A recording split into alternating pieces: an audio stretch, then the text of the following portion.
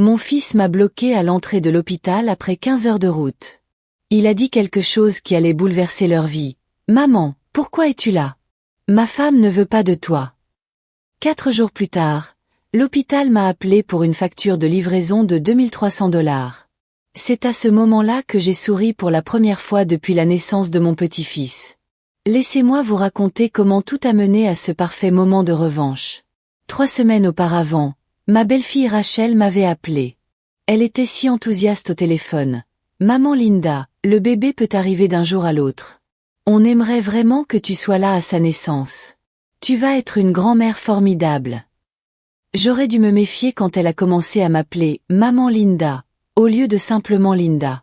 Après 5 ans de mariage avec mon fils Marcus, elle n'avait jamais été aussi familière. Mais j'étais trop heureuse de devenir grand-mère pour voir les signes avant-coureurs. J'ai 65 ans. J'attendais ce moment depuis que Marcus m'avait annoncé sa grossesse 8 mois plus tôt. J'habite à Tucson. Ils habitent à Seattle. Le trajet dure 15 heures, à travers le désert et les routes de montagne. J'ai fait ma valise, acheté des cadeaux pour le bébé et même réservé une semaine dans un bon hôtel près de l'hôpital. Cette semaine allait être la plus importante de ma vie. Le trajet était épuisant. J'avais mal au dos à force d'être assise, mais chaque kilomètre me rapprochait de la rencontre avec mon petit-fils. Je ne me suis arrêtée que pour faire le plein et prendre un café.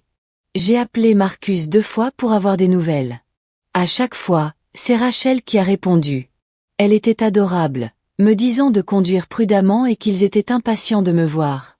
Quand je suis enfin arrivée sur le parking de l'hôpital à 2 heures du matin, mardi, j'étais fatiguée mais tellement heureuse. J'avais l'impression d'avoir accompli quelque chose d'immense. La personne à l'accueil de la maternité m'a annoncé que Rachel allait accoucher dans la chambre 314. J'ai failli courir dans le couloir, le cœur battant la chamade. C'est alors que j'ai vu Marcus faire les 100 pas devant la salle d'accouchement. Il avait l'air stressé, pas heureux. Dès qu'il m'a aperçu, son visage s'est transformé. Ni soulagement, ni joie, plutôt de la peur. « Maman, qu'est-ce que tu fais là ?» Sa question m'a fait l'effet d'une gifle. « Comment ça ?» Rachel m'a invité. Elle a appelé et m'a dit que tu voulais que je sois là pour l'accouchement. Marcus a regardé la porte de la salle d'accouchement, puis m'a regardé. Il avait l'air d'être pris entre 2 feux. Elle a changé d'avis sur la présence de la famille. Elle veut qu'on soit juste tous les deux. Mais j'ai fait 15 heures de route, Marcus. Je suis là maintenant. Je ne demande pas à être dans la salle d'accouchement, juste à être près de moi quand mon petit-fils arrivera. Je sais, maman, mais Rachel est vraiment sérieuse. Tu sais comme elle est émotive. Et le médecin a dit que le stress pourrait rendre l'accouchement plus difficile. Quelque chose dans sa voix me disait que ce n'était pas une décision prise sur un coup de tête par Rachel. J'avais l'impression que c'était prémédité. Mais j'étais trop fatiguée et trop choquée pour discuter dans le couloir de l'hôpital. « Très bien, » dis-je doucement. « Je vais à mon hôtel et j'attends ton appel. » Marcus semblait soulagé, ce qui ne fit que renforcer mes soupçons. J'étais persuadée qu'on me poussait à partir exprès. « Merci, maman. Je t'appelle dès que le bébé est né. »« D'accord. » J'ai passé les 8 heures suivantes dans ma chambre d'hôtel à vérifier mon téléphone toutes les 10 minutes. Quand Marcus a finalement appelé, mercredi matin à 10 heures, sa voix était fatiguée mais joyeuse. « Maman, il est là. Samuel Marcus Thompson. 3,2 kg. Il est parfait. Félicitations, ma chérie. Quand est-ce que je peux le voir ?» Un autre silence. Rachel est vraiment épuisée, maman. L'accouchement a été difficile. Laisse-nous un jour ou 2 pour nous installer. J'avais l'impression de mendier des miettes à ma propre famille. Marcus, je suis sa grand-mère. J'ai fait 15 heures de route pour être là. Je sais, et on apprécie, mais Rachel a besoin de se rétablir. Tu comprends, n'est-ce pas? Non, je n'avais pas compris. Mais j'ai accepté, car je n'avais pas le choix. J'ai passé 2 jours de plus dans cette chambre d'hôtel à commander à manger et à regarder des émissions de télé nulles, pendant que mon fils et sa femme étaient avec mon petit-fils à l'hôpital, à 5 kilomètres de là. Vendredi matin est arrivé et reparti sans un coup de fil. J'ai fini par aller à l'hôpital moi-même, déterminée à au moins voir mon petit-fils par la fenêtre de la nurserie. C'est là que j'ai appris qu'ils étaient déjà rentrés. J'ai immédiatement appelé Marcus. Tu as ramené le bébé sans même me prévenir. Maman, Rachel voulait rentrer chez elle, retrouver son espace. Elle s'inquiète beaucoup des microbes et des visites. Je ne suis pas une visiteuse, Marcus. Je suis ta mère. Je suis la grand-mère de Samuel. Je sais. Écoute, peut-être le mois prochain, quand les choses se seront calmées. Le mois prochain. J'avais fait 15 heures de route pour voir mon petit-fils le mois prochain. C'est alors que j'ai pris la décision qui allait tout changer. J'ai raccroché, fait mes valises et suis rentré à Tucson. S'ils voulaient m'empêcher d'assister à la naissance de Samuel, très bien. Mais ils allaient apprendre que les actes ont des conséquences. Dimanche après-midi, mon téléphone a sonné. L'identifiant de l'appelant affichait « Hôpital général de Seattle ». Est-ce bien Linda Thompson? Oui, madame. Nous avons un problème administratif concernant la naissance de Samuel Marcus Thompson. La demande de remboursement a été refusée par l'assurance et nous devons discuter des modalités de paiement de la facture d'accouchement. Mon cœur s'est mis à battre la chamade, mais pas d'inquiétude, pour une raison bien plus réjouissante. Je suis désolée, mais je crois qu'il y a eu un malentendu. Je ne suis pas responsable de cette facture. Nos dossiers indiquent que vous êtes la garante financière pour l'accouchement de Rachel Thompson. Et c'est alors que j'ai compris exactement ce que ma chère belle-fille avait fait pendant que je traversais 2 États pour assister à la naissance de mon petit-fils. Madame, d'après nos dossiers, vous avez signé des formulaires de prise en charge financière pour l'accouchement de Madame Rachel Thompson. Je me suis laissé tomber sur ma chaise de cuisine, l'esprit en ébullition. Quand exactement ce formulaire a-t-il été signé? Laissez-moi vérifier. Il est indiqué ici que les formulaires ont été soumis électroniquement le 15 novembre à 23h47. Le 15 novembre. La nuit où je traversais le désert du Nevada, probablement au moment où je m'étais arrêté pour faire le plein près de Las Vegas. J'étais sur la route depuis 8 heures, épuisé et obsédé par l'idée d'arriver saine et sauve à Seattle. Et comment ces formulaires ont-ils été soumis exactement? Électroniquement, via notre portail patient. La signature semble être la vôtre, Madame Thompson. Tout s'éclairait d'une manière écœurante. Pendant que je conduisais dans une tempête de neige sur l'autoroute 80, désespéré d'arriver à Seattle avant la naissance de mon petit-fils, Rachel falsifiait ma signature sur des documents financiers. Je dois voir ces formulaires. Pouvez-vous me les envoyer par courriel? Bien sûr. Quelle adresse courriel dois-je utiliser? 20 minutes plus tard, je fixais des documents qui me mettaient hors de moi. Non seulement Rachel avait falsifié ma signature, mais elle avait aussi réussi à obtenir mon numéro de sécurité sociale, mon adresse et mes informations financières. Les formulaires indiquaient clairement que j'étais la grand-mère maternelle. Or, je n'étais pas la grand-mère maternelle. J'étais la grand-mère paternelle, et la mère de Rachel vivait à Portland. Mais le plus rageant, c'était le timing. Ces formulaires ont été soumis pendant que Rachel me flattait au téléphone en me promettant d'être présente à la naissance, sachant pertinemment qu'elle comptait me laisser payer la facture et m'empêcher de voir mon petit-fils. J'ai rappelé l'hôpital. Ici Linda Thompson. Je viens de consulter les formulaires de prise en charge financière et je dois signaler une fraude. Une fraude, madame. Premièrement, je n'ai jamais signé ces documents. Deuxièmement, je ne suis pas la grand-mère maternelle comme indiqué sur les formulaires. Troisièmement, ils ont été soumis à mon insu et sans mon consentement, alors que j'étais en route pour Seattle à l'invitation de ma belle-fille. Le ton de la personne chargée de la facturation a immédiatement changé. Madame, si vous alléguez une fraude, je dois vous transférer au service juridique. Parfait. Pendant l'attente, j'ai sorti mon téléphone et j'ai commencé à tout documenter. Des captures d'écran des SMS de Rachel m'invitant à Seattle. L'historique des appels montrant quand elle m'avait contacté. Même des photos prises en voiture, avec l'horodatage prouvant où j'étais au moment où les formulaires étaient censés être signés. Madame Thompson, ici le service juridique. Je crois comprendre que vous contestez les formulaires de responsabilité financière. Je ne les conteste pas. Je signale une usurpation d'identité et une fraude. J'ai des preuves que ces documents ont été falsifiés. Pendant l'heure qui a suivi, j'ai fourni au service juridique tous les détails de la supercherie de Rachel. Ils étaient particulièrement intéressés par le fait que Rachel m'avait invité à Seattle tout en commettant une fraude en mon nom. Madame Thompson, c'est effectivement une affaire grave. Nous allons déposer une plainte auprès de la police et transmettre le dossier à notre équipe d'enquête sur la fraude. En attendant, toutes les charges retenues contre vous sont suspendues le temps de l'enquête. Après avoir raccroché, je suis restée assise dans ma cuisine, les yeux rivés sur mon téléphone. Rachel avait tout orchestré à la perfection. Elle m'avait écarté de l'accouchement, avait profité de son moment en famille et comptait bien me refiler une facture de 10 300 $ comme ultime affront. Ce qu'elle ignorait, c'est que j'avais passé 35 ans comme gestionnaire de facturation médicale avant de prendre ma retraite. Je connaissais parfaitement le fonctionnement des enquêtes pour fraude dans les hôpitaux et je savais que Rachel venait de commettre plusieurs délits. Mon téléphone vibra. Un SMS de Marcus. Maman, j'espère que tu es bien rentrée. Rachel va bien et Samuel est un bébé adorable. On t'envoie des photos bientôt. Des photos.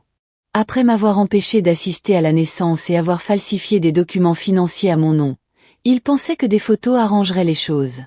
J'ai répondu, je suis content que tout le monde soit en bonne santé. J'ai hâte de le rencontrer bientôt. Ce que je n'avais pas mentionné, c'est que je venais de passer l'après-midi à m'assurer que la fraude de Rachel fasse l'objet d'une enquête approfondie, tant de la part de l'hôpital que des forces de l'ordre local. Parfois, la meilleure vengeance consiste simplement à laisser les gens assumer les conséquences de leurs actes. Mardi matin, j'ai reçu un autre appel de l'hôpital Seattle General. Madame Thompson, ici le détective Williams du département de police de Seattle. Nous sommes chargés d'enquêter sur l'affaire de fraude que vous avez signalée. Nous avons quelques questions à vous poser. Bien sûr. Pourriez-vous me retracer le déroulement des événements qui ont conduit à la falsification présumée des documents?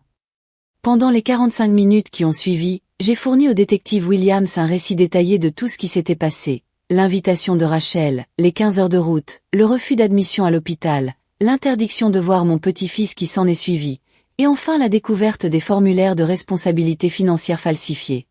Madame Thompson, avez-vous des documents qui étaient votre version des faits? J'ai des SMS, des relevés d'appels, des photos de mon trajet en voiture avec horodatage GPS et des factures d'hôtel qui prouvent que j'étais en voyage au moment où les formulaires auraient été signés par moi. Il nous faut des copies de tout ça. Il s'agit manifestement d'un cas d'usurpation d'identité et de fraude. Le fait que la personne qui vous a invité à voyager tout en commettant des crimes en votre nom laisse penser à une préméditation. Préméditation. Rachel n'avait pas simplement pris une décision impulsive et désespérée. Elle avait tout planifié. L'invitation, l'exclusion, la fraude. Tout était calculé pour m'humilier et me laisser payer leur facture médicale. Inspecteur, que se passe-t-il ensuite? Nous allons obtenir des mandats pour accéder aux relevés bancaires, aux enregistrements de vidéosurveillance de l'hôpital et aux preuves numériques relatives au dépôt de ces formulaires frauduleux. Si notre enquête confirme vos dires, votre belle-fille sera poursuivie pour plusieurs crimes graves. Après avoir raccroché, je me suis sentie plus légère que je ne l'avais été depuis des jours. Non pas parce que je souhaitais que Rachel soit poursuivie en justice, mais parce qu'enfin quelqu'un prenait l'affaire au sérieux. Je n'étais ni paranoïaque ni excessivement sensible. J'avais été victime d'un crime prémédité. Cet après-midi-là, on a sonné à ma porte. Par le Judas, j'ai aperçu une femme d'une trentaine d'années tenant une enveloppe Kraft. Linda Thompson. Oui. Je suis Karen Lee, enquêtrice au service de prévention des fraudes de l'hôpital général de Seattle. J'ai des documents à vous soumettre. Elle m'a tendu l'enveloppe et a attendu que je l'ouvre. À l'intérieur se trouvaient des copies imprimées des images de vidéosurveillance de la nuit où les formulaires frauduleux ont été soumis. Les captures d'écran montraient Rachel devant un ordinateur dans le salon des familles de l'hôpital, en train de taper sur le portail patient. Madame Thompson, ces images ont été prises à 23h52 le 15 novembre, environ 5 minutes après le dépôt des formulaires de prise en charge financière à votre nom. Rachel était là, parfaitement visible, penchée sur son ordinateur portable dans la salle d'attente de l'hôpital. L'horodatage indiquait que j'étais encore à 4 heures de Seattle, quelque part dans les montagnes de l'Idaho, sans réseau. Et maintenant? Ai-je demandé. Les preuves sont accablantes. La fraude hospitalière est un délit fédéral lorsqu'elle implique un vol d'identité interétatique. Ta belle-fille risque une peine de prison importante et de lourdes amendes. Tandis que Karen Lee s'éloignait en voiture, je restais assise sur le perron, à contempler le coucher de soleil en Arizona, songeant à quel point tout avait basculé. Une semaine auparavant, j'étais une grand-mère traversant le pays pour accueillir mon premier petit-fils.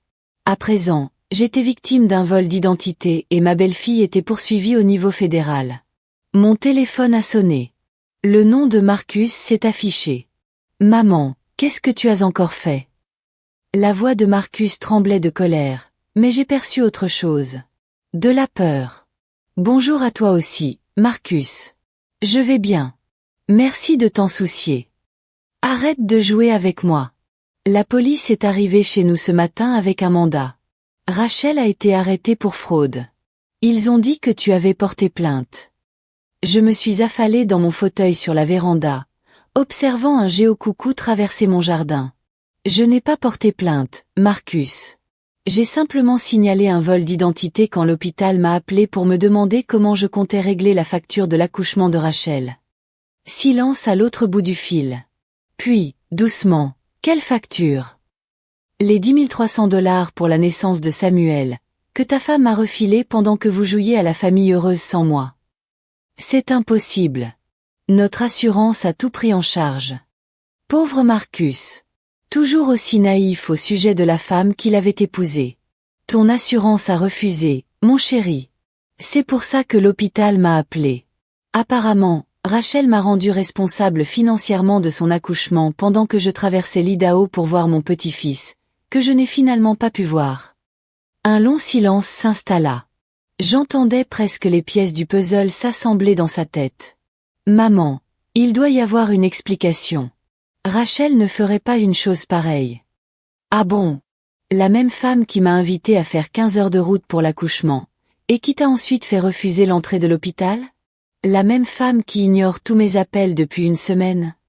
Elle se remet de son accouchement. Marcus, elle a falsifié ma signature sur des documents officiels. Il y a des images de vidéosurveillance qui la montrent en train de le faire. Ce n'est pas un malentendu. J'entendis la voix de Rachel en arrière-plan, stridente et paniquée. Marcus couvrit le téléphone, mais je pouvais distinguer des bribes de leur conversation. Rachel prétendait que tout cela n'était qu'une erreur, qu'elle avait seulement indiqué mon nom comme contact d'urgence, qu'elle n'avait jamais voulu que je sois responsable des factures. Maman, reprit Marcus. Rachel dit que tout ça n'est qu'un malentendu. Elle t'a désigné comme personne à contacter en cas d'urgence, pas comme garant financier. Marcus, j'ai vu les documents. J'ai été gestionnaire de facturation médicale pendant 35 ans. Je connais la différence entre un formulaire de contact d'urgence et un accord de responsabilité financière. Ta femme a commis une fraude. Bon sang. Sa voix s'est brisée. Maman, qu'est-ce qui va se passer maintenant? Ça dépend de Rachel. Le détective m'a dit que si elle rembourse intégralement et reconnaît sa responsabilité, il pourrait envisager une réduction de peine. Mais Marcus, elle ne m'a pas seulement volé. Elle m'a humilié. Elle m'a fait traverser 2 États pour que je sois refusée à la naissance de mon propre petit-fils, et ensuite elle a essayé de me faire payer la facture. Je sais, et je suis désolée, mais des poursuites pénales? La prison? Elle vient d'avoir un bébé, maman. Et moi, je viens d'être grand-mère, Marcus. Ça ne l'a pas empêché de commettre un vol d'identité. J'entendais Samuel pleurer en arrière-plan et mon cœur s'est serré. Ce moment aurait dû être si heureux, mon premier petit-fils, en pleine santé et parfait. Et au lieu de cela, je discutais d'accusations criminelles avec son père. Qu'est-ce que tu veux que je fasse? Finit par demander Marcus. Je veux que tu sois honnête avec moi sur ce qui s'est vraiment passé. Rachel avait-elle prévu de m'exclure de l'accouchement dès le départ? Un autre silence. Puis, si bas que je l'ai à peine entendu, oui. La confirmation m'a frappé plus fort que prévu, même si je savais que c'était vrai. Pourquoi? Elle a dit que ta présence serait stressante. Qu'elle voulait que l'accouchement se déroule uniquement en famille proche. Je fais partie de la famille proche, Marcus. Je suis ta mère. Je suis la grand-mère de Samuel. Je sais. J'aurais dû lui tenir tête. J'aurais dû te dire ce qu'elle préparait au lieu de te laisser faire tout ce trajet. Oui, tu aurais dû. Mais tu as choisi de la protéger plutôt que moi. Et maintenant, elle est poursuivie au niveau fédéral parce que ni l'un ni l'autre n'avaient pensé aux conséquences. La voix de Rachel s'éleva en arrière-plan, et soudain, elle était au téléphone. Linda, tout ça est une terrible erreur. Je n'ai jamais voulu que tu sois responsable de factures. J'étais en plein travail. J'avais peur. J'ai juste rempli des formulaires sans réfléchir.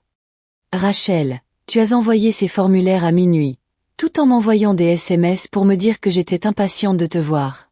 Tu savais parfaitement ce que tu faisais. S'il te plaît, je viens d'accoucher. Mes hormones sont complètement déréglées. On ne peut pas régler ça en famille. On a cessé d'être une famille quand tu as falsifié ma signature, Rachel.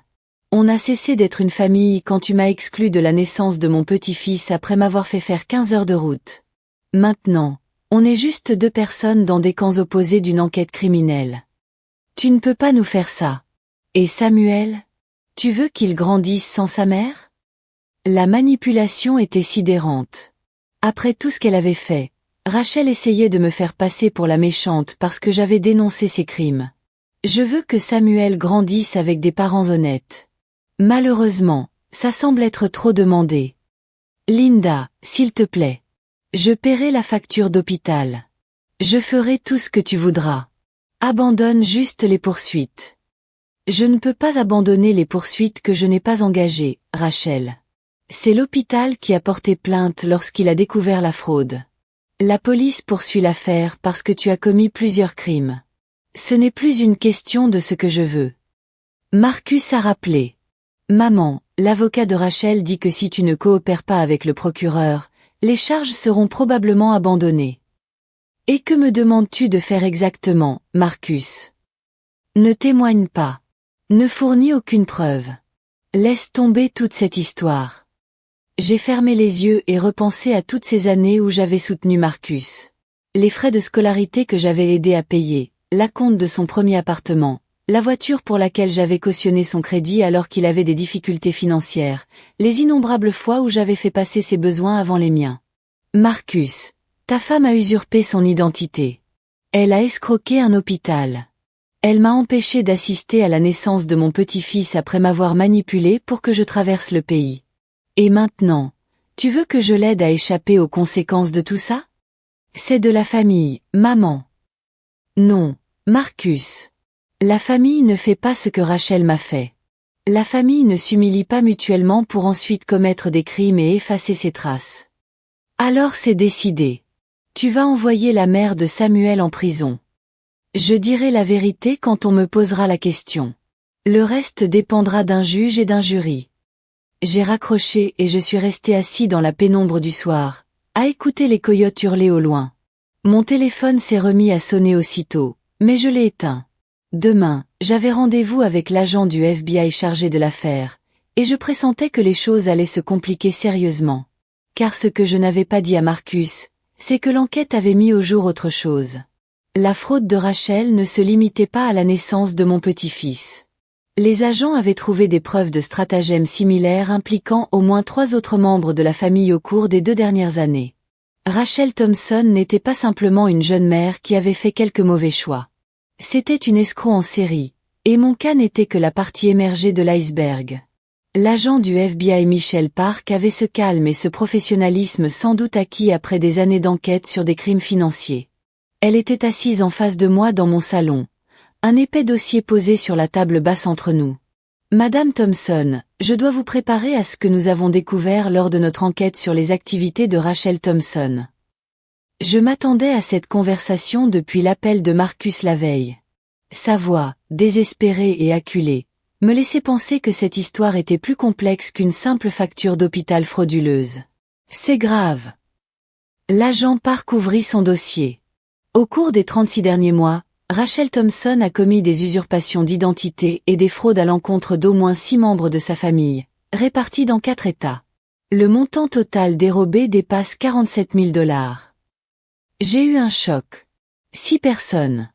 Votre affaire de facture d'hôpital est ce qui a déclenché l'enquête.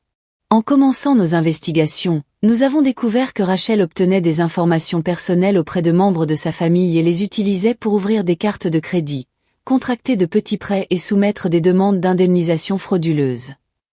Elle me tendit un document retraçant la chronologie des méfaits de Rachel. La sœur cadette de Marcus, Claire, en Californie, avait $8 000 de dépenses non autorisées sur des cartes de crédit ouvertes par Rachel à son nom. La propre sœur de Rachel, à Portland, s'était retrouvée avec une facture d'urgence de $5 000 que Rachel avait réussi à lui transférer. Le cousin de Marcus, Jake, au Texas, s'est vu contracter un prêt auto de $12 000 à son nom, sans l'avoir jamais demandé. Est-ce que quelqu'un se doutait de quelque chose? La plupart pensaient qu'il s'agissait d'incidents isolés. Une erreur administrative par-ci, un vol d'identité par-là. Rachel prenait grand soin de disperser ses activités frauduleuses dans le temps et l'espace pour que personne ne remarque le schéma. Mais il était évident que quelque chose clochait. Certes. Mais Rachel était passée maître dans l'art de fournir des explications plausibles. Elle invoquait des erreurs informatiques, des fautes de frappe ou des difficultés financières passagères qu'elle promettait de régler immédiatement. Elle envoyait souvent des paiements partiels pour dissuader les victimes de porter plainte. L'agent Park sortit un autre document. La falsification de l'acte de naissance de votre petit-fils était en réalité la fraude la plus sophistiquée que nous ayons vue.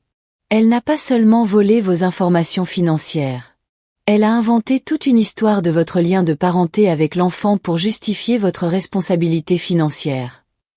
Que voulez-vous dire? Sur les formulaires de l'hôpital, Rachel a prétendu que vous étiez la grand-mère maternelle et que vous aviez expressément demandé à prendre en charge les frais d'accouchement, en guise de cadeau aux nouveaux parents. Elle a falsifié votre signature sur des documents indiquant que vous étiez ravi de couvrir tous les frais liés à la naissance. L'audace était sidérante. Non seulement Rachel m'avait exclu de la naissance de Samuel, mais elle avait aussi inventé une histoire de toutes pièces sur mon prétendu empressement à payer pour ce privilège. Elle a dit au service de facturation de l'hôpital que vous étiez riche et que vous aviez expressément demandé à prendre en charge tous les frais, à titre de contribution à la famille. C'est pourquoi ils vous ont appelé avec autant d'assurance au sujet du paiement. Alors qu'en réalité, elle m'empêchait de rencontrer mon propre petit-fils. Exactement. C'est la cruauté de cette situation qui rend cette affaire particulièrement convaincante pour les poursuites. Il ne s'agissait pas seulement d'une fraude financière.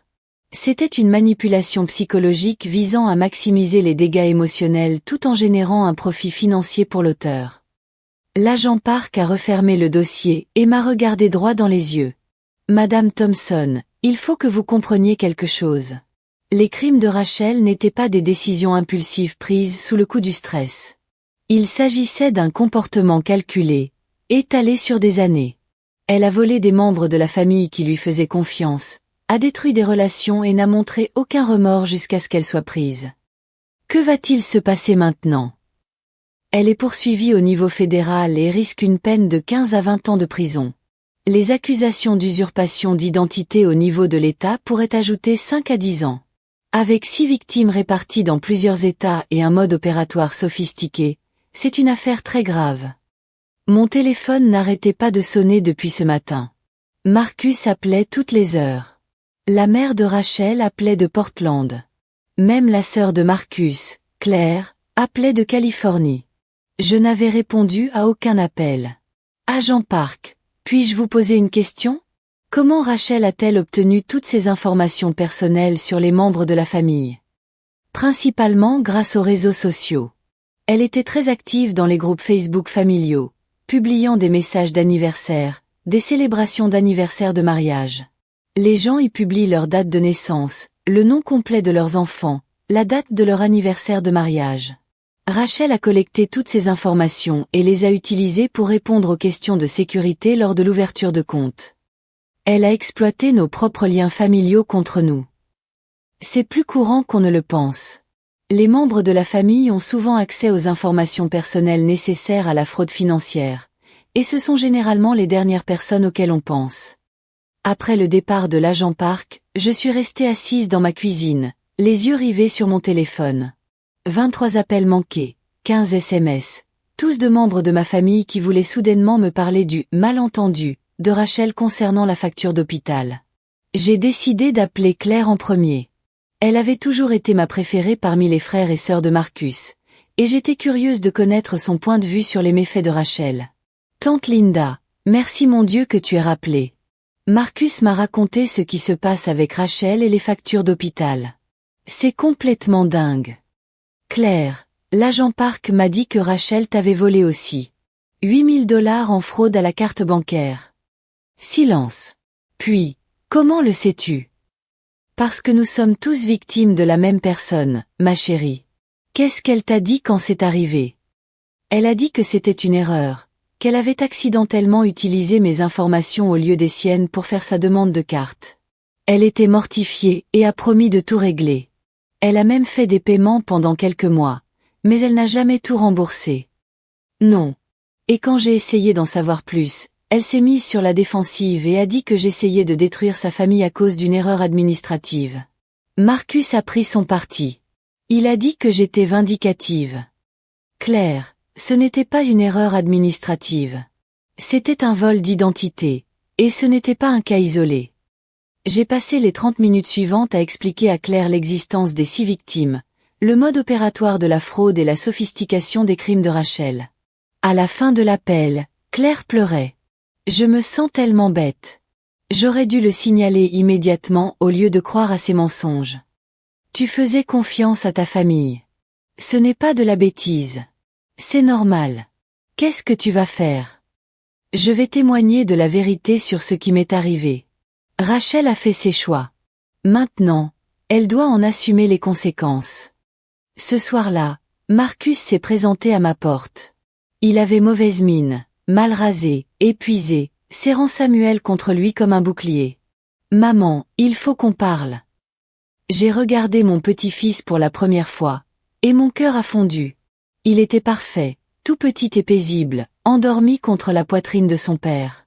Cela aurait dû être le plus beau moment de ma vie. Enfin rencontrer Samuel. Au lieu de cela, ce moment se déroulait dans l'ombre des crimes de sa mère. Il est magnifique, Marcus. Maman, s'il te plaît. Rachel risque 20 ans de prison. Samuel a besoin de sa mère. Samuel a besoin de parents honnêtes qui ne commettent pas de crimes. Elle a fait des erreurs, mais ce n'est pas un monstre. Elle a juste peur de manquer d'argent. Elle a grandi pauvre, et elle panique à l'idée de manquer de ressources. Marcus, elle a volé 6 membres différents de sa famille pendant 3 ans. Ce n'est pas de la panique. C'est un comportement criminel. Je vous en prie, réfléchissez-y à 2 fois avant de témoigner. Sans votre coopération, l'affaire fédérale s'effondre. J'ai tendu les bras pour Samuel, et Marcus me l'a remis à contre-cœur. Mon petit-fils était chaud, solide et parfait. J'avais fait 15 heures de route pour le rencontrer, pour finalement être refoulé à la porte de l'hôpital par sa mère, cette criminelle. Marcus, réponds-moi honnêtement. Savais-tu ce que Rachel faisait aux autres membres de la famille? Non. Je jure que je n'étais au courant de rien. Mais tu savais qu'elle m'excluait de la naissance tout en faisant semblant d'être la bienvenue. Oui. Et j'aurais dû l'en empêcher. J'aurais dû lui tenir tête. Tu l'as choisie elle plutôt que moi, Marcus. Tu as choisi de protéger ses mensonges au lieu de me protéger de la tromperie et de l'humiliation. Je t'aime, maman, mais c'est ma femme. C'est la mère de mon enfant. J'ai baissé les yeux vers Samuel, qui dormait paisiblement dans mes bras. Un petit garçon si innocent, né dans une situation si compliquée. Que arrivera-t-il à Samuel si Rachel va en prison? Je ne sais pas. Je n'ai pas les moyens de payer la garde d'enfants et je travaille à temps plein. Mon salaire couvre à peine le crédit immobilier. Et voilà, la véritable raison de cette visite. Marcus ne me demandait pas seulement de protéger Rachel des conséquences de ses actes. Il me demandait de régler ses problèmes de garde d'enfants en laissant un crime fédéral impuni. C'est le genre de chose à laquelle tu aurais dû réfléchir avant d'épouser un criminel, Marcus. J'ai rendu Samuel à son père et je suis allée vers ma porte d'entrée. Maman, s'il te plaît. Bonne nuit, Marcus. Embrasse ton fils pour moi. En refermant la porte derrière eux, j'ai compris que ma relation avec Marcus ne s'en remettrait peut-être jamais. Mais certaines choses étaient plus importantes que de préserver la paix familiale.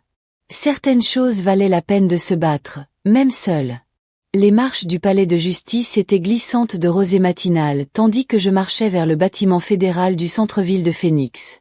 L'agent Park m'avait expliqué qu'en raison de la nature multi-état des crimes de Rachel, l'affaire serait jugée devant un tribunal fédéral et non devant un tribunal local, ce qui impliquait un déplacement au centre de détention régional pour l'audience préliminaire.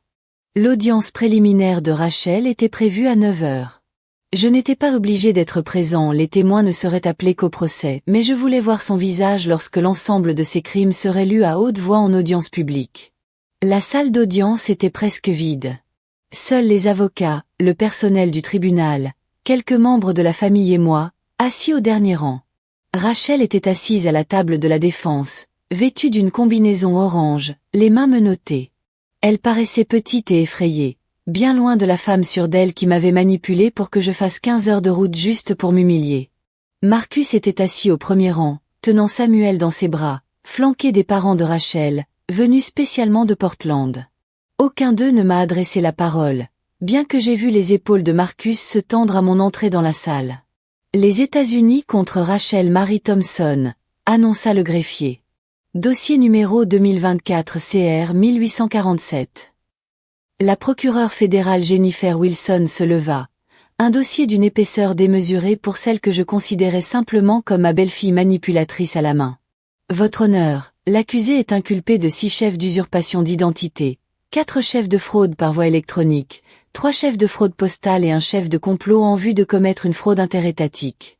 L'accusation soutient que, pendant 36 mois, elle a systématiquement ciblé des membres de sa famille à des fins d'exploitation financière, leur volant plus de 47 000 $ et leur causant un préjudice moral et financier considérable. La juge, une femme âgée au regard perçant, examina attentivement les charges. Madame Thompson, êtes-vous représentée par un avocat aujourd'hui? L'avocat de Rachel, un jeune homme visiblement dépassé par la complexité du dossier, se leva. Oui, votre honneur. Maître Brian Clark représente l'accusé. Monsieur Clark, votre cliente a-t-elle été informée des charges retenues contre elle? Oui, votre honneur. Nous plaidons non coupable de tous les chefs d'accusation. Non coupable. Même avec la vidéo la montrant en train de soumettre de faux documents, Rachel allait clamer son innocence. Je n'aurais pas dû être surpris, mais pourtant, je l'étais. Votre honneur, poursuivit le procureur Wilson, le ministère public demande le maintien en détention de l'accusé jusqu'à son procès. Madame Thompson a fait preuve d'un comportement trompeur répété envers les membres de sa famille, et plusieurs victimes ont déclaré avoir reçu des messages menaçants depuis son arrestation. Des messages menaçants. Je me demandais si cela incluait la douzaine de messages vocaux que Rachel m'avait laissés la semaine précédente, me suppliant tour à tour de la laisser tranquille et m'accusant d'avoir détruit sa famille. Monsieur Clark, quelle est votre réponse? Votre honneur, ma cliente est une jeune mère sans casier judiciaire. Elle est très bien intégrée à la communauté et ne présente aucun risque de fuite. Nous demandons sa remise en liberté sous caution. Le procureur se releva. Monsieur le juge, l'accusé a commis des usurpations d'identité à l'encontre de 6 membres de sa famille, répartis dans 4 États, sur une période de 3 ans. Cela témoigne d'une planification criminelle sophistiquée et d'une volonté d'exploiter les personnes qui lui faisaient le plus confiance. De plus, les crimes commis par l'accusé contre la victime, Linda Thompson, impliquaient une tromperie élaborée visant à maximiser le préjudice financier et le traumatisme émotionnel. Le juge Morrison regarda Rachel droit dans les yeux pour la première fois. Madame Thompson, vous avez escroqué la grand-mère de votre mari. C'était un malentendu, monsieur le juge. Je n'ai jamais eu l'intention de... Vous avez falsifié sa signature sur des documents officiels alors qu'elle traversait le pays à votre invitation pour assister à la naissance de votre enfant. L'avocat de Rachel lui toucha le bras, essayant de la faire taire, mais elle poursuivit. J'étais en plein travail, monsieur le juge. Je n'étais pas dans mon état normal. J'avais juste besoin de quelqu'un pour assumer la responsabilité financière et ma belle-mère a les moyens. Vous l'avez exclu de la naissance après l'avoir obligé à faire 15 heures de route. C'était une décision médicale. Mon médecin a recommandé. La juge Morrison leva la main. Madame Thompson, vous aggravez votre situation. Maître Clark, Maîtrisez votre cliente. La juge examina le dossier pendant quelques minutes, tandis que Rachel chuchotait avec urgence à son avocat. Finalement, elle leva les yeux. Compte tenu de la complexité de ces crimes, du mode opératoire qui s'étend sur plusieurs années et de l'incapacité manifeste de l'accusé à assumer la responsabilité de ses actes, je refuse la libération sous caution. Madame Thompson restera en détention fédérale jusqu'à son procès. Rachel éclata en sanglots, mais il me semblait calculé. Le même genre de pleurs manipulateurs que je l'avais vu utiliser sur Marcus chaque fois qu'elle voulait quelque chose. Marcus se leva de la galerie. « Votre honneur, elle vient d'avoir un bébé. Notre fils a besoin de sa mère.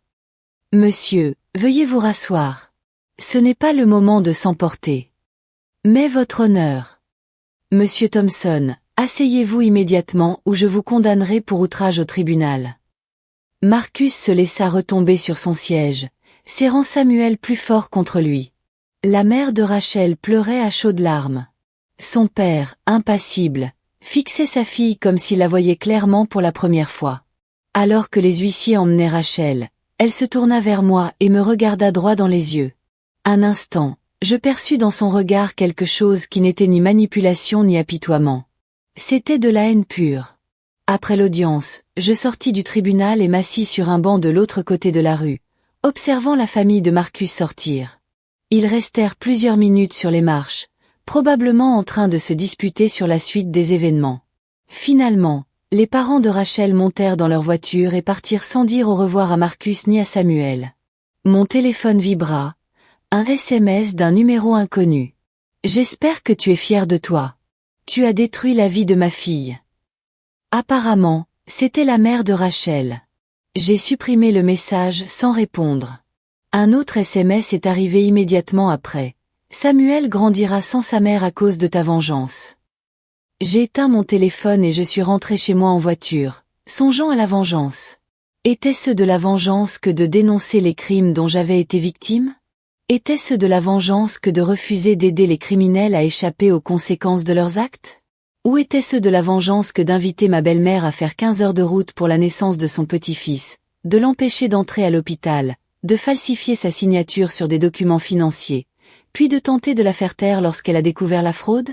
Ce soir-là, j'ai reçu un appel de l'agent Park. « Madame Thompson, je voulais vous informer de l'avancement de l'affaire. L'avocat de Rachel m'a contacté au sujet d'un possible accord de plaidoyer. » « Quel type d'accord ? » « Un dédommagement intégral pour toutes les victimes, des plaidoyers de culpabilité pour des accusations réduites et une peine recommandée de 5 ans avec possibilité de libération conditionnelle après 3 ans. Qu'en pensez-vous ? Honnêtement, je pense qu'elle devrait accepter. Si l'affaire va en procès et qu'elle est reconnue coupable de tous les chefs d'accusation, elle risque au minimum 20 ans. Mais la décision ne m'appartient pas. Que se passe-t-il ensuite ? Le procureur présentera l'offre de négociation de peine aux 6 victimes. Si tout le monde est d'accord, Rachel pourra éviter le procès. Si quelqu'un s'y oppose, nous engagerons des poursuites. Après avoir raccroché, j'ai parcouru ma maison, songeant à la justice et à la clémence. Rachel avait systématiquement volé des membres de ma famille qui lui faisaient confiance. Elle m'avait manipulé et m'avait fait vivre l'une des expériences les plus humiliantes de ma vie. Elle n'avait montré aucun remords jusqu'à ce qu'elle soit prise. Et même alors, elle essayait de rejeter la faute sur tout le monde sauf sur elle-même. Mais elle était aussi la mère de Samuel, et Marcus allait avoir beaucoup de mal à élever seul son enfant si elle allait en prison pendant 20 ans. Mon téléphone a sonné. Le nom de Marcus s'affichait. « Maman, l'agent Park t'a appelé pour l'accord de négociation de peine. »« Oui. » »« L'acceptes-tu » J'ai regardé la photo encadrée sur ma cheminée, prise à une époque plus heureuse, quand Marcus était petit, et je pensais comprendre comment les relations familiales étaient censées fonctionner.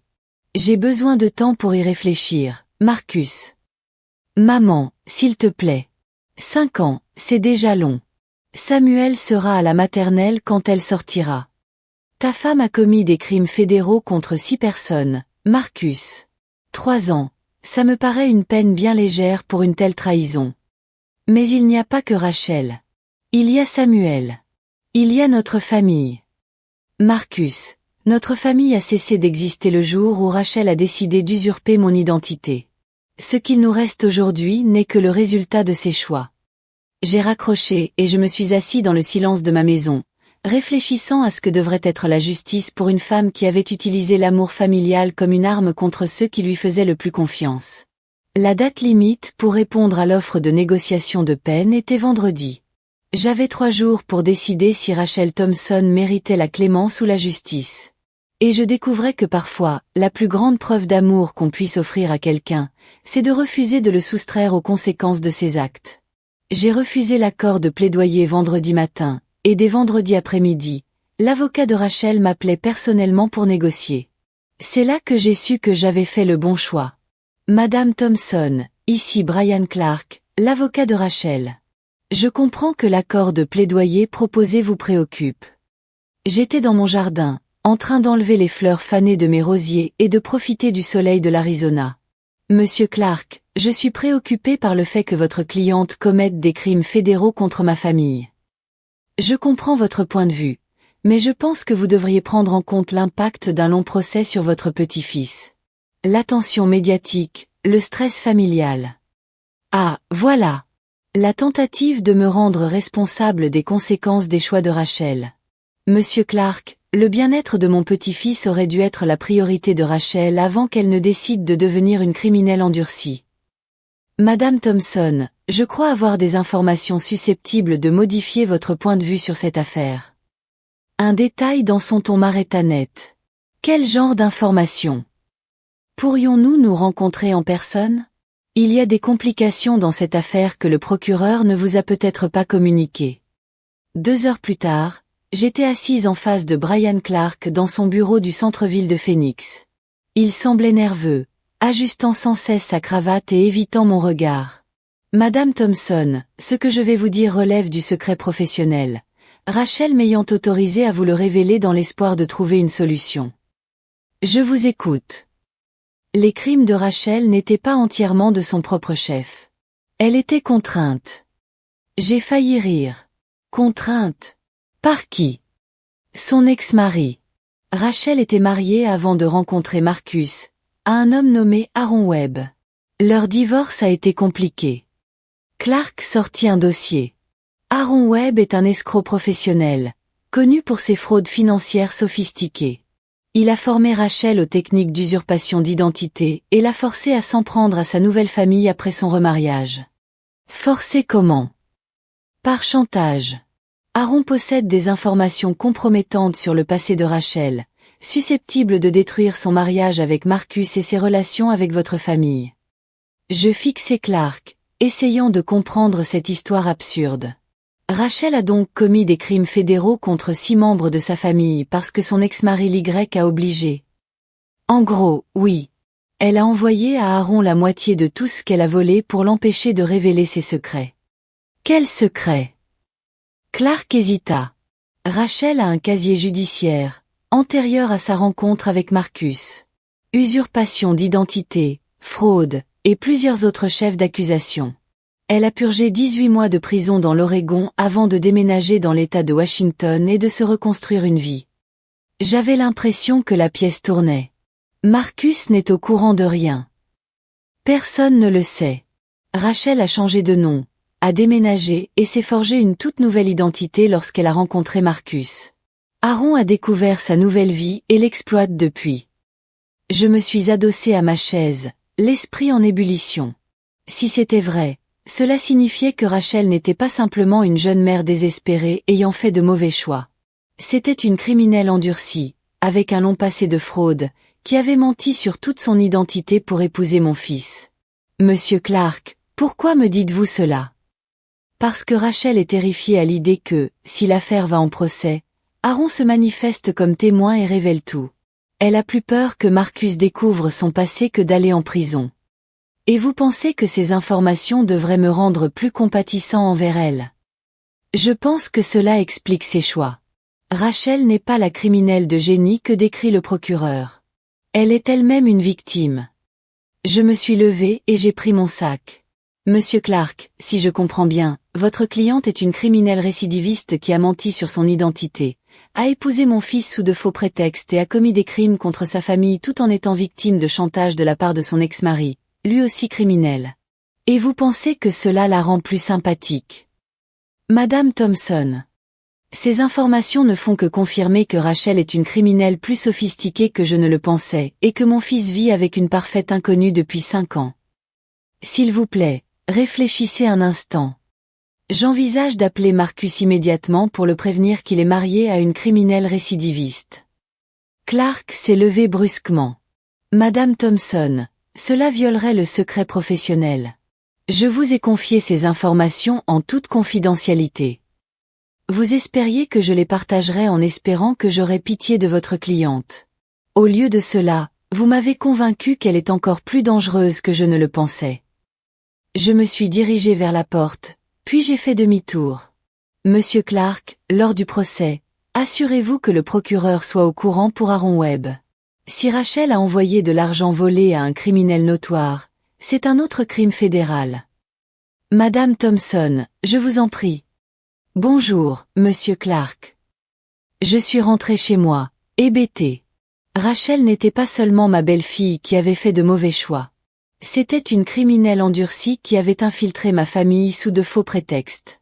Marcus ignorait tout de la véritable identité de sa femme. Samuel était né d'une femme qui mentait sur son identité depuis avant même de rencontrer son père. Mon téléphone sonnait quand je suis entré. Le nom de Marcus s'affichait. Maman, l'avocat de Rachel m'a dit que vous l'aviez rencontré aujourd'hui. Oui. Il a dit que vous refusiez toujours l'accord de plaidoyer. C'est exact. Maman, s'il te plaît. Rachel risque déjà 5 ans de prison. Comment ça ne suffit pas? Je me suis assise à la table de la cuisine et j'ai contemplé la photo de la remise de diplôme de Marcus, l'époque où je croyais enfin comprendre qui était ma famille. Marcus, est-ce que Rachel t'a déjà parlé de sa vie avant de déménager à Washington? Bien sûr. Elle a grandi à Portland, a fait ses études en Oregon et travaillait dans la gestion de commerce avant qu'on se rencontre. Pourquoi? Est-ce qu'elle a déjà mentionné avoir été mariée? Silence.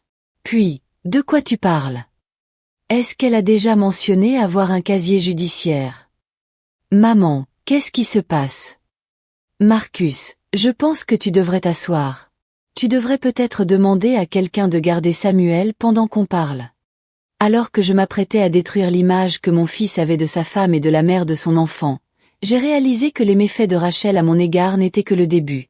Le vrai crime, c'était ce qu'elle avait fait à Marcus, bâtir toute leur relation sur un mensonge élaboré qui allait s'effondrer. Le silence de Marcus au téléphone s'éternisa, si long que je crus que la communication avait été coupée. Marcus, tu es toujours là. Un casier judiciaire. Sa voix n'était plus qu'un murmure. Maman, de quoi tu parles? Rachel a purgé 18 mois de prison dans l'Oregon pour usurpation d'identité et escroquerie avant de déménager dans l'État de Washington et de te rencontrer. C'est impossible. Je l'aurais su. Elle a changé de nom et s'est créée une nouvelle identité. Marcus, son avocat me l'a dit cet après-midi. Ce n'est pas celle que tu crois. J'entendais Samuel pleurer en arrière-plan et la voix de Marcus s'est étouffée tandis qu'il tentait de consoler son fils, encore sous le choc de réaliser que sa femme était une inconnue. Maman, comment le sais-tu? Comment est-ce possible? Son avocat m'a dit qu'elle était victime de chantage de la part de son ex-mari, un certain Aaron Webb, qui est lui aussi un criminel professionnel. Elle volait notre famille et lui envoyait la moitié de l'argent pour qu'il garde le silence sur son passé. Les pleurs en arrière-plan cessèrent et j'entendis Marcus bouger, probablement pour aller dans un endroit plus discret afin de poursuivre la conversation. Mon Dieu! Maman, tu es sûre de toi? Marcus, écoute-moi bien.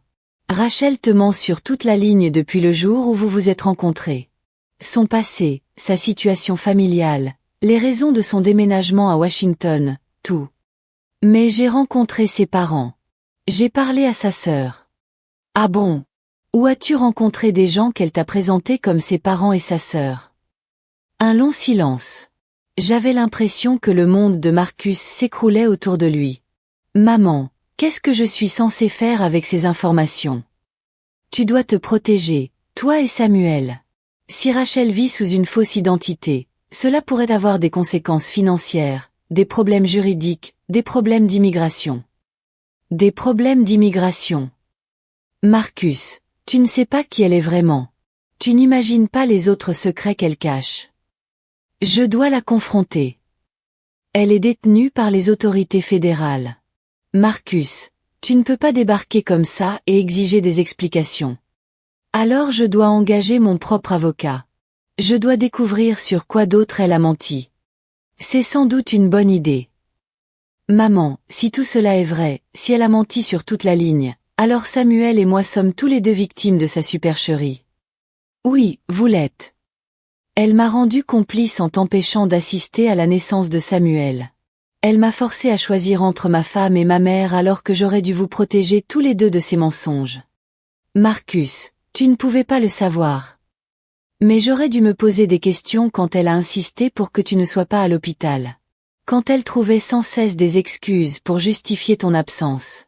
J'aurais dû me douter que quelque chose clochait. J'ai perçu la douleur dans sa voix et j'aurais voulu pouvoir la faire disparaître. Mais Marcus devait comprendre toute l'étendue des dégâts que Rachel avait infligés à leur famille. Il y a autre chose, Marcus. Quoi? D'après son avocat, Rachel a plus peur que tu découvres son passé que d'aller en prison. Elle préférerait purger 20 ans plutôt que de révéler sa véritable identité. Eh bien, c'est trop tard maintenant. Marcus, réfléchis un peu. Si Rachel a volé des membres de la famille et envoyé de l'argent à son ex-mari, sur quoi d'autre a-t-elle menti? Vos finances, votre statut légal de couple marié, la paternité de Samuel. Maman, non. Je ne peux même pas y penser maintenant. Je sais que c'est horrible, mais tu dois envisager toutes les possibilités. Tu dois te protéger, toi et Samuel. Après avoir accroché avec Marcus, je suis restée assise dans ma maison silencieuse, songeant à toutes les vies que Rachel avait détruites avec ses mensonges. Pas seulement les 6 membres de la famille qu'elle avait volés, mais aussi Marcus, qui avait épousé une inconnue, Samuel, né dans un tissu de mensonges, et même la fausse famille de Rachel, qui jouait un rôle dans son histoire rocambolesque. Mon téléphone sonna de nouveau. Agent Park. Madame Thompson, je viens d'obtenir des informations intéressantes de l'avocat de Rachel. Apparemment, elle a coopéré en fournissant des détails sur son complice, Aaron Webb, son ex-mari. Selon Rachel, Webb a mis en place des systèmes de chantage similaires contre d'autres femmes dans les États de l'Ouest. Elle a accepté de fournir des preuves contre lui en échange d'une réduction de peine. Quel genre de preuves? Des relevés bancaires, des historiques de communication, des informations sur ses autres victimes. Si les informations de Rachel mènent à l'arrestation de Webb, cela pourrait avoir un impact considérable sur sa propre peine. Agent Park, puis-je vous poser une question? Saviez-vous que Rachel avait un casier judiciaire en Oregon? Nous l'avons découvert lors de notre enquête. Oui. Rachel Thompson n'est pas son vrai nom. Quel est son vrai nom? Jennifer Webb. Elle était mariée à Aaron Webb lorsqu'elle a commis ses premiers vols d'identité en Oregon. Leur divorce faisait partie d'un accord de plaidoyer où elle a témoigné contre lui, mais il a été acquitté pour vice de procédure. Jennifer Webb. Le vrai nom de ma belle-fille était Jennifer Webb, et elle a menti sur son identité pendant les 5 années de son mariage avec Marcus. Agent Park, quelles sont les conséquences juridiques pour mon fils? Si sa femme vit sous une fausse identité, leur mariage est-il légal? C'est une question complexe qui dépend de la loi de l'État de Washington et des circonstances particulières de leur mariage. Votre fils devrait absolument consulter un avocat spécialisé en droit de la famille. Et mon petit-fils. Les problèmes liés à l'acte de naissance peuvent généralement être résolus par les tribunaux. Mais encore une fois, votre fils a besoin d'être représenté par un avocat. Après avoir accroché, j'ai réalisé que les crimes de Rachel avaient engendré un véritable cauchemar juridique dont il faudrait des années pour se démêler. Le mariage de Marcus était peut-être illégal. L'acte de naissance de Samuel était peut-être un faux. Leurs finances étaient peut-être compromises. Toute leur vie commune reposait sur des mensonges. Ma sonnette a retenti à 20 heures. Par le Judas, j'ai aperçu Marcus sur le perron, tenant Samuel et un grand sac de sport. Marcus, que fais-tu ici? Maman, Est-ce que Samuel et moi pouvons rester ici ce soir? Je ne peux pas rester dans cette maison. Tout me rappelle les mensonges qu'elle m'a racontés. J'ai ouvert la porte et j'ai serré mon fils et mon petit-fils dans mes bras comme je ne les avais pas serrés depuis des mois. Bien sûr que vous pouvez rester. Aussi longtemps que vous le souhaitez. En aidant Marcus à installer Samuel dans ma chambre d'amis, j'ai compris que la tentative de Rachel de détruire notre famille nous avait en réalité rapprochés. Ses mensonges et ses manipulations s'étaient retournés contre elle.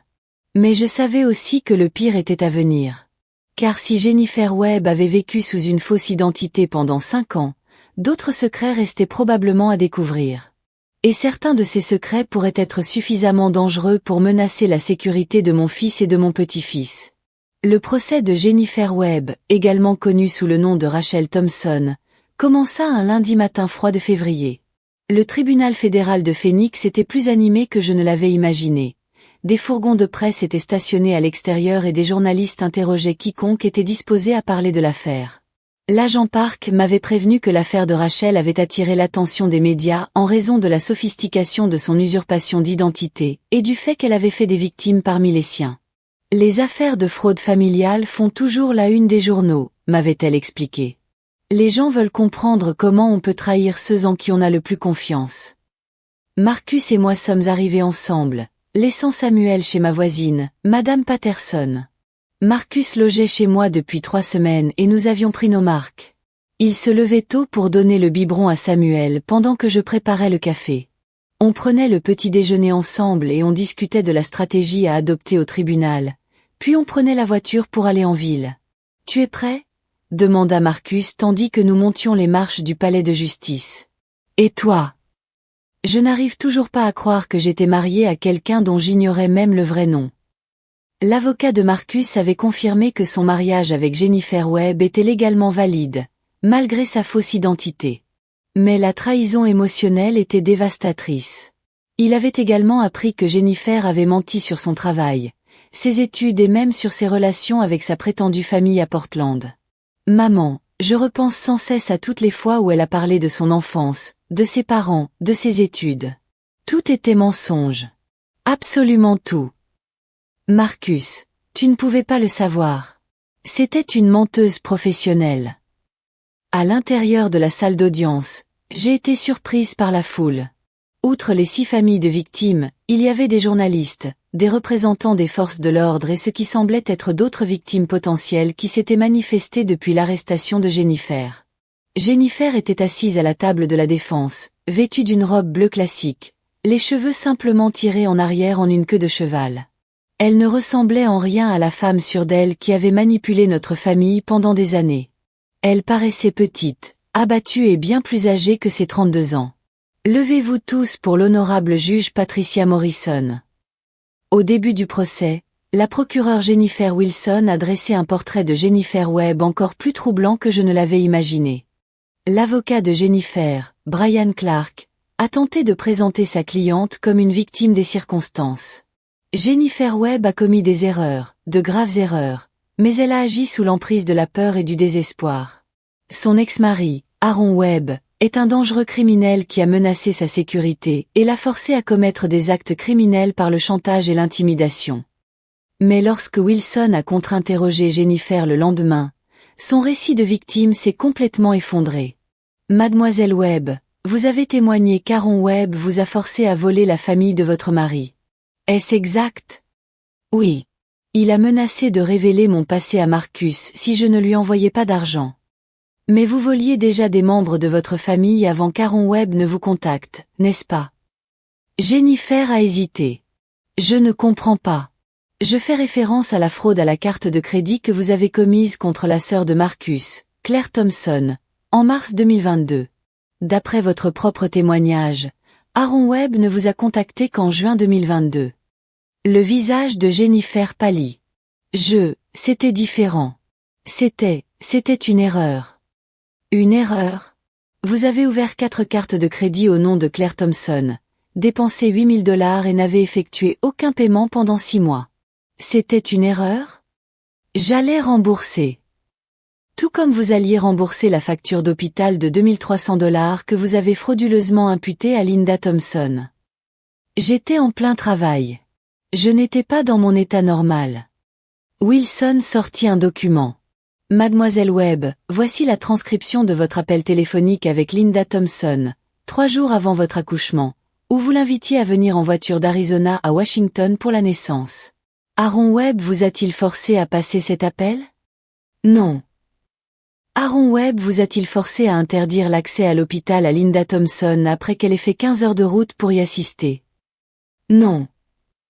Aaron Webb vous a-t-il forcé à falsifier la signature de Linda Thompson sur des documents financiers alors qu'elle était en voyage pour voir son petit-fils? Non, mais vous ne comprenez pas la pression que j'ai subie. Wilson s'est approché de la barre des témoins. Mademoiselle Webb, n'est-il pas vrai que vous avez invité Linda Thompson à Washington précisément pour la manipuler et la contraindre à prendre en charge financièrement votre accouchement? Non. Je n'avais pas prévu ça. N'est-il pas vrai que vous avez fait des recherches sur la situation financière de Linda Thompson avant de l'inviter à l'accouchement? Jennifer n'a pas répondu. Mademoiselle Webb, nous avons des preuves que vous avez consulté les rapports de solvabilité et les relevés bancaires de Linda Thompson 2 semaines avant la naissance de votre fils. Aaron Webb vous a-t-il forcé à effectuer ces recherches financières? Un silence complet régnait dans la salle d'audience. Marcus me saisit la main, le visage blême de stupeur. Madame Webb, répondez à la question. Non, murmura Jennifer. Non, il ne m'a pas forcé à enquêter sur ses finances. Vous aviez donc prévu d'escroquer Linda Thompson avant même de l'inviter à Washington, n'est-ce pas? Je pensais qu'elle en avait les moyens. Elle a de l'argent. Madame Webb, vous aviez prévu d'humilier et d'escroquer la mère de votre mari parce que vous pensiez qu'elle pouvait se permettre d'être victime. Jennifer se mit à pleurer, mais ses larmes semblaient calculées. Vous ne savez pas ce que c'est que d'avoir peur tout le temps. Peur de quoi, Madame Webb? D'être honnête avec votre mari sur qui vous êtes vraiment. Oui. Peur de trouver un travail pour payer vos factures. Ce n'est pas si simple. Madame Webb, vous avez volé 6 membres de votre famille pendant 3 ans. Vous avez vécu sous une fausse identité. Vous avez empêché votre belle-mère d'assister à la naissance de son petit-fils après l'avoir obligée à traverser 2 États. Et vous avez fait tout cela parce que vous aviez peur d'être honnête. Est-ce là votre témoignage? Oui. Wilson se tourna vers le jury. Mesdames et messieurs, la peur d'être honnête n'est pas une excuse pour les crimes fédéraux. Alors que Jennifer était reconduite à la table de la défense, elle me regarda droit dans les yeux pour la première fois depuis le début du procès. Et ce que je vis dans son regard n'était ni remords ni regret. C'était de la haine pure. La même expression qu'elle arborait lorsque les huissiers l'avaient emmenée de l'audience préliminaire. Jennifer Webb n'était pas une victime. Ce n'était pas une mère désespérée qui avait fait de mauvais choix. C'était une prédatrice qui avait ciblé ma famille parce qu'elle pensait que nous étions des proies faciles, et j'avais le pressentiment que le pire était encore à venir. Le jeudi matin de la 2e semaine du procès, le procureur Wilson a appelé à la barre un témoin auquel je ne m'attendais pas, l'inspectrice Maria Rodriguez de la police d'État de l'Oregon. Inspectrice Rodriguez, pouvez-vous parler au jury de votre enquête sur Jennifer Webb en 2016? Bien sûr. Madame Webb a été arrêtée dans le cadre d'une enquête plus vaste sur un réseau d'usurpation d'identité opérant dans tout le nord-ouest du Pacifique. Elle était l'une des 8 personnes accusées dans une affaire portant sur plus de 200 000 $ de fraude. Wilson a affiché une photo sur l'écran de la salle d'audience. Reconnaissez-vous l'homme sur cette photo? Oui, c'est Aaron Webb, le mari de Jennifer Webb à l'époque. Il était le cerveau de l'opération. Pouvez-vous décrire la nature de leur association criminelle? Aaron Webb recrutait des femmes vulnérables, généralement celles qui avaient des difficultés financières ou des problèmes émotionnels, et les formait à l'usurpation d'identité. Jennifer était sa complice la plus efficace. J'ai senti la main de Marcus se resserrer autour de la mienne. Jennifer n'avait pas été victime de la manipulation d'Aaron Webb. Elle était sa complice. Inspecteur Rodriguez, qu'est-ce qui rendait Jennifer Webb particulièrement efficace en matière d'usurpation d'identité? Elle avait un don naturel pour gagner la confiance des gens et accéder à leurs informations personnelles. Charmante et empathique, elle parvenait à convaincre les gens de partager des détails qu'ils auraient normalement gardés secrets. Comme les numéros de sécurité sociale et les informations financières. Exactement. Jennifer se liait d'amitié avec des femmes âgées, des mères célibataires, des personnes en instance de divorce, toute personne vulnérable émotionnellement. Elle leur offrait son aide et son soutien tout en recueillant les informations nécessaires pour usurper leur identité. Wilson présenta un autre document au jury. Inspecteur Rodriguez, voici la liste des victimes de Jennifer Webb en 2016. Combien de personnes a-t-elle escroqué? 14 victimes sur une période de 18 mois. Le préjudice total a dépassé 85 000 $. 14 victimes. Je pensais que les crimes de Jennifer contre notre famille étaient ses premières tentatives d'escroquerie, mais elle était une criminelle endurcie bien avant de rencontrer Marcus. Inspecteur Rodriguez, qu'est-il arrivé à Aaron Webb? Il a été acquitté lorsque Jennifer Webb a accepté de témoigner contre lui dans le cadre de son accord de plaidoyer. Cependant, nous soupçonnions qu'elle n'avait pas dit la vérité. Que voulez-vous dire? Jennifer a prétendu qu'Aaron l'avait forcée à commettre les crimes, qu'elle y avait participé malgré elle. Mais notre enquête a suggéré qu'elle était une complice à part entière, qui appréciait ce mode de vie criminel. Wilson se tourna vers Jennifer, assise à la table de la défense. Inspecteur Rodriguez, après sa libération de prison en 2018, Jennifer Webb a-t-elle gardé le contact avec Aaron Webb? Oui. Notre surveillance a montré qu'ils ont poursuivi leur relation amoureuse et leur association criminelle. Le divorce était une mascarade, destinée à aider Jennifer à se forger une nouvelle identité. Un murmure parcourut la salle d'audience. Jennifer et Aaron étaient toujours mariés. Le mariage de Jennifer avec Marcus était bigame. Inspecteur Rodriguez, Jennifer Webb est-elle toujours mariée à Aaron Webb? D'après nos informations, oui. Il n'existe aucune trace de leur divorce. Marcus, à côté de moi, laissa échapper un son d'étouffement. Il vivait avec une femme mariée à un autre homme. Un homme qui dirigeait un réseau criminel, notamment en escroquant la famille de Marcus. Inspecteur Rodriguez, pensez-vous que Jennifer Webb a déménagé à Washington pour poursuivre ses activités criminelles? Objection, s'écria Clark. Objection retenue. Inspecteur Rodriguez, d'après votre enquête, qualifieriez-vous Jennifer Webb de victime ou de coupable? Jennifer Webb est l'une des usurpatrices d'identité les plus sophistiquées que j'ai rencontrées en 20 ans de carrière. Ce n'est pas une victime. C'est une prédatrice qui exploite les émotions et les relations des gens pour commettre des délits financiers. Lorsque l'inspecteur Rodriguez a démissionné, j'ai compris que tout ce que nous pensions savoir de Jennifer était faux. Ce n'était ni une mère désespérée, ni une victime d'un ex-mari violent. C'était une criminelle endurcie qui avait infiltré notre famille dans le cadre d'un réseau criminel plus vaste.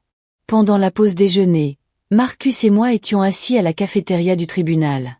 Il essayait de comprendre que son mariage était illégal et que sa femme était une criminelle professionnelle. « Maman, Samuel n'est pas légalement mon fils. »« Qu'est-ce que tu veux dire ? » Si Jennifer est toujours mariée à Aaron Webb, alors son mariage avec moi n'est pas valide, ce qui signifie que Samuel est né d'une femme mariée qui vivait avec quelqu'un d'autre. Juridiquement, Aaron Webb pourrait être considéré comme le père de Samuel. Je n'avais pas envisagé cette possibilité.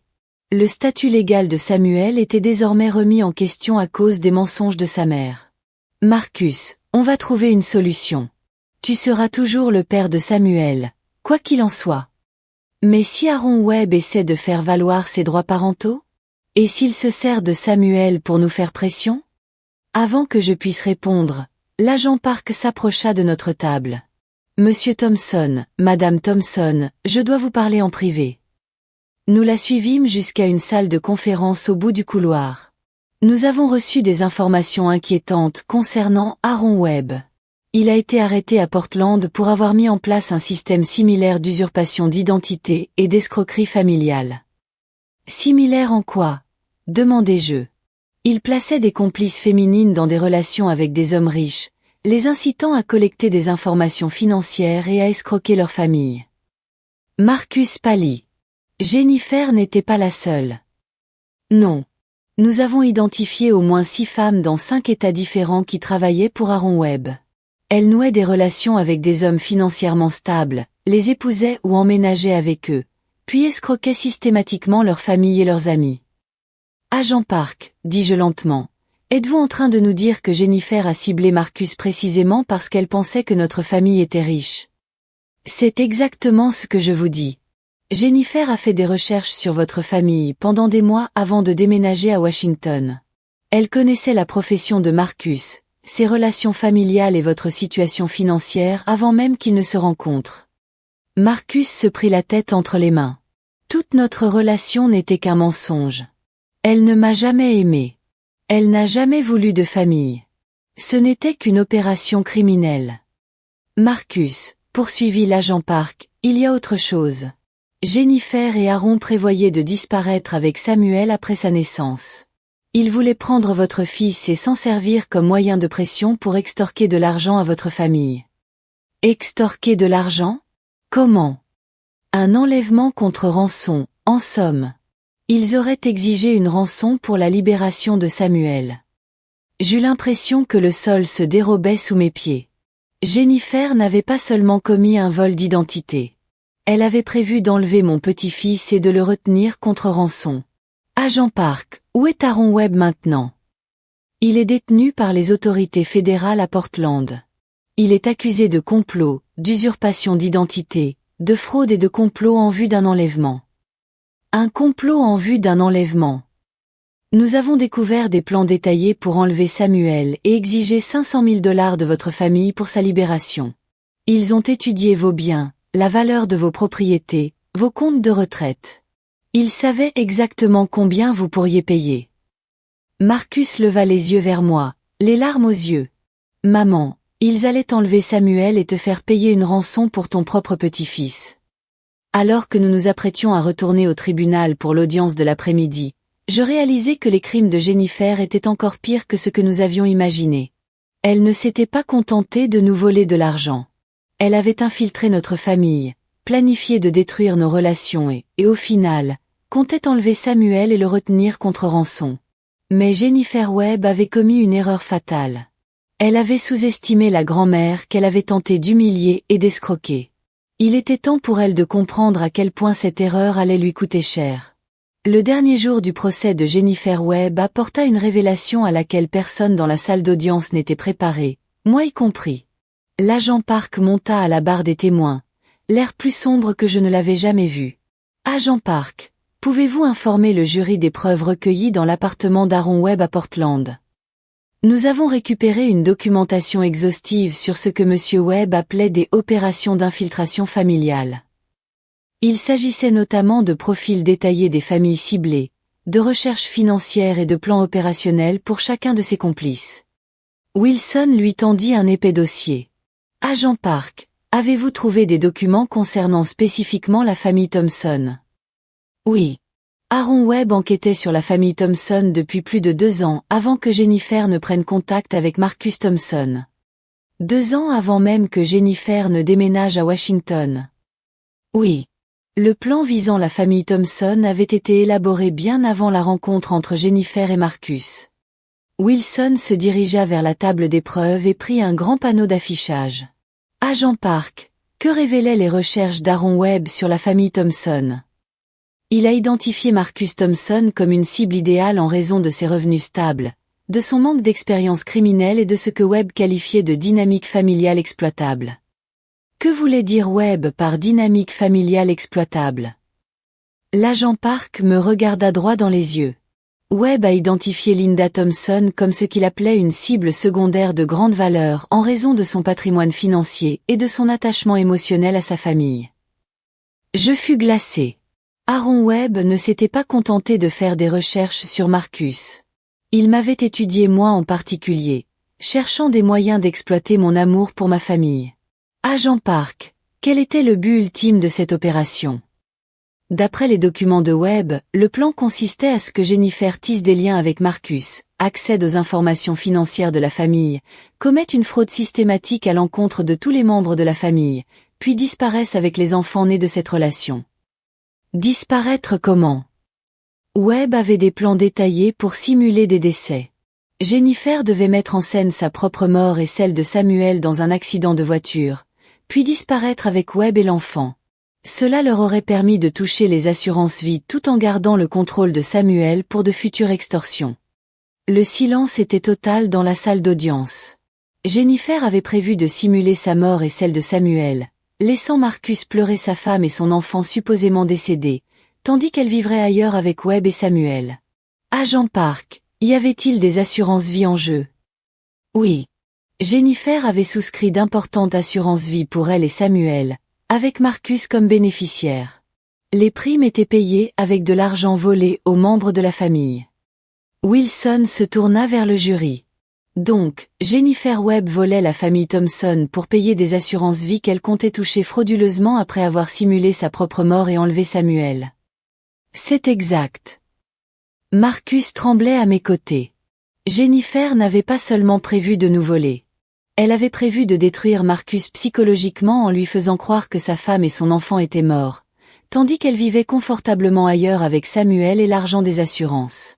Agent Park, qu'est-ce qui a empêché ce plan d'être mis à exécution? La décision de Linda Thompson de signaler la fraude à la facture d'hôpital a déclenché une enquête qui a permis de découvrir toute l'opération avant que Jennifer ne puisse simuler les décès. Wilson sourit. Donc, le refus de Madame Thompson de payer une facture frauduleuse a sauvé la vie de son petit-fils et peut-être aussi celle de son fils. D'après les notes de Webb, si Marcus était devenu méfiant ou peu coopératif, il était lui aussi une cible. L'avocat de Jennifer, Clark, se leva. Objection, votre honneur. C'est extrêmement préjudiciable. Rejeté. Le témoin peut poursuivre. L'agent Park sortit un autre document. Les notes opérationnelles d'Aaron Webb contiennent des plans précis pour faire croire que la mort de Marcus Thompson était accidentelle s'il découvrait la vérité sur l'identité de Jennifer. Je serrai la main de Marcus tandis que l'ampleur du plan de Jennifer m'apparaissait clairement. Elle ne s'était pas contentée de cibler notre famille pour une fraude financière. Elle avait prévu de détruire psychologiquement Marcus, d'enlever Samuel, voire de tuer Marcus si nécessaire, et de voler des centaines de milliers de dollars au passage. Agent Park, selon votre expertise, qu'est-il arrivé à la famille Thompson si Linda Thompson n'avait pas signalé la fausse facture d'hôpital? D'après le calendrier de Webb, Jennifer aurait mis en scène sa mort et celle de Samuel dans les 6 mois suivant sa naissance. Marcus aurait pleuré sa famille supposément décédée pendant que Jennifer et Webb encaissaient l'argent de l'assurance et préparaient Samuel à de futures opérations criminelles. De futures opérations criminelles. Les notes de Webb indiquent que Samuel aurait été élevé pour intégrer l'opération d'infiltration familiale à l'âge adulte. Il aurait été formé pour cibler les familles riches, tout comme sa mère. Mon petit-fils était voué à devenir un criminel dès sa naissance, élevé par ceux qui l'avaient kidnappé et forcé à commettre des crimes contre des familles innocentes. Wilson se tourna vers Jennifer, assise à la table de la défense. Madame Webb, maintenez-vous toujours que vous avez été une victime contrainte à des activités criminelles par votre ex-mari? Jennifer avait fixé la table pendant tout le témoignage de l'agent Park, mais elle leva maintenant les yeux avec l'expression la plus froide que je lui ai jamais vue. Non, dit-elle doucement. Je ne le pense pas. Madame Webb, avez-vous quelque chose à dire à la famille Thompson? Jennifer se leva, ignorant les tentatives de son avocat pour l'arrêter. Oui. Elle se tourna vers Marcus et moi. Vous vous croyez si intelligent, si prudent, si aimant. Mais vous n'étiez que des victimes. Des cibles faciles qui méritaient leur sort. Mademoiselle Webb, avertit le juge Morrison, je vous conseille de... Marcus, vous étiez pitoyable. Tellement en manque d'amour que vous n'avez jamais remis en question ce que je vous disais. Tellement naïf que vous avez confié votre vie entière à un inconnu. Le visage de Marcus était livide, mais il ne détourna pas le regard. Et Linda, la voix de Jennifer devint venimeuse. Vous étiez la cible idéale. Une vieille femme solitaire et riche, tellement désespérée d'être désirée par sa famille que vous auriez tout payé pour être acceptée. Mademoiselle Webb, asseyez-vous, ordonna le juge Morrison. Mon seul regret, c'est de m'être fait prendre avant d'avoir pu terminer ce que nous avions commencé. Vous n'imaginez pas à quel point j'aurais savouré le spectacle de Marcus pleurant sa femme et son enfant mort, tandis que je vivais tranquillement ailleurs avec Samuel et votre argent. 2 huissiers s'approchèrent de Jennifer, qui poursuivait son monologue. Samuel serait devenu comme moi, intelligent, impitoyable et totalement insensible aux liens familiaux. Il aurait été parfait pour ce travail. Faites sortir l'accusé, ordonna le juge Morrison. Alors que les huissiers emmenaient Jennifer, elle lança par-dessus son épaule. Linda, tu as peut-être gagné cette manche, mais il y en a d'autres comme moi, et tu ne te sentiras plus jamais en sécurité. Le silence régna dans la salle d'audience pendant plusieurs minutes après l'expulsion de Jennifer. Finalement, le juge Morrison s'adressa au jury. Mesdames et messieurs, veuillez ignorer les propos de l'accusé. Fondez votre verdict uniquement sur les preuves présentées. Mais tous ceux présents dans la salle d'audience avaient vu qui était vraiment Jennifer Webb. Non pas une victime, ni une mère désespérée, mais une prédatrice calculatrice qui considérait ma famille comme une simple source de revenus à exploiter. Le jury a délibéré pendant moins de 3 heures. À son retour, le président s'est levé et a prononcé le verdict. Sur tous les chefs d'accusation d'usurpation d'identité, de fraude, de complot et de complot en vue d'enlèvement, nous déclarons l'accusé coupable. Le juge Morrison a condamné Jennifer Webb à 25 ans de prison fédérale sans possibilité de libération conditionnelle.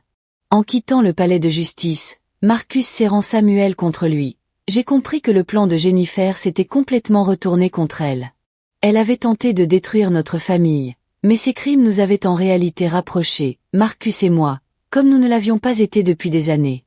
Maman, dit Marcus tandis que nous rejoignions la voiture. Je ne sais pas comment te remercier. Pourquoi? Pour avoir refusé de la laisser s'en tirer.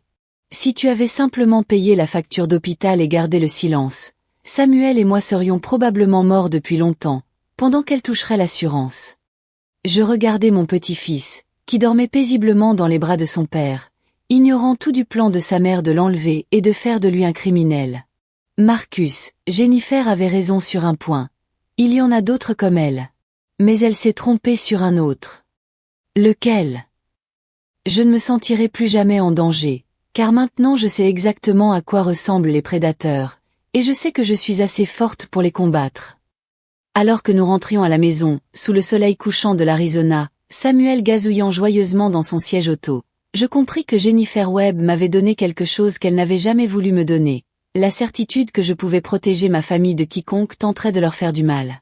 Et si un autre prédateur s'en prenait un jour à ma famille, il apprendrait la même leçon que Jennifer.